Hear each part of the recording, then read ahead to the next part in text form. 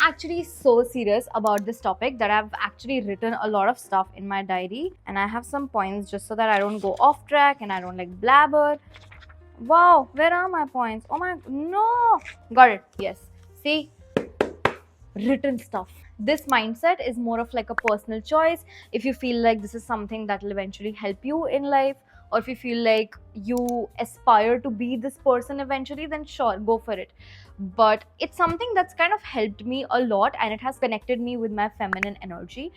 And while I'm saying that, I don't want you to think that, okay, like masculine energy matlab, like as a woman you don't need masculine energy. No, you need to be an equilibrium of masculine energy and feminine energy as well. And while I don't want to get too deep into the like whatever definitions of it or anything, I just feel like there are days when you have to channel your masculine side and there are days when you have to channel your feminine side.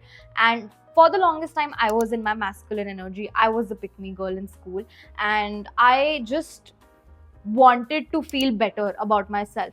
I did not have great female friendships in life because I was very insecure of femininity in general. I would be very insecure of myself as a girl, as a woman, that any female around me was a threat, was a competition.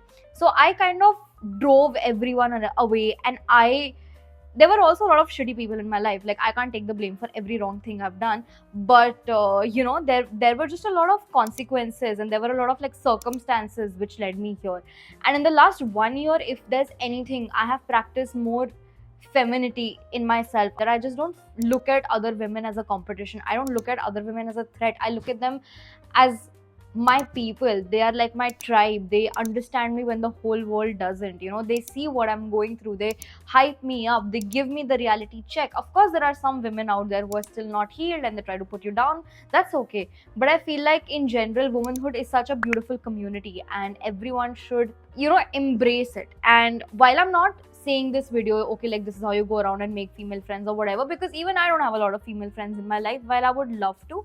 But this video is specifically about how I have come to a point of me finding myself hot, me finding myself attractive, me just loving the way that I am. So for the longest time, I just did not feel like I look like a woman. I did not feel beautiful. I did not feel pretty. And I mean, look at my face. Imagine calling this not pretty. Who would be so dumb? Of course, my 15-year-old self. But anyway, I'm not trying to blame my 15-year-old self. She was where she was supposed to be. She had to feel certain things, so today I can feel certain things. And I don't want to talk a lot about this topic because I've done multiple videos where I'm just blabbering about this. So if you haven't, go check those videos out. I feel like I have given a better detailed description about how to cultivate hotness, your hot summer guide. There are so many videos I've posted. So just pick any, and if you still have any questions, I would love to elaborate this point even more in the next video. This is a very important point, okay? It is letting myself just be a girl. Whatever, like, I used to be that person. I hated holding hands in public, but let me just tell you, being in love is the most beautiful, divine feeling ever. I hate to be a preacher of love, but it's just, oh my god, it is the most life-changing thing I have done for myself. I have never been in love. This is the first time I love someone, and I am madly, deeply in love. And it's just such a fulfilling feeling. It makes you believe in the existence of something that's bigger than you, because how can I feel this way for someone who I have not even known for my whole life? The elder daughter, I have never let myself just be a girl.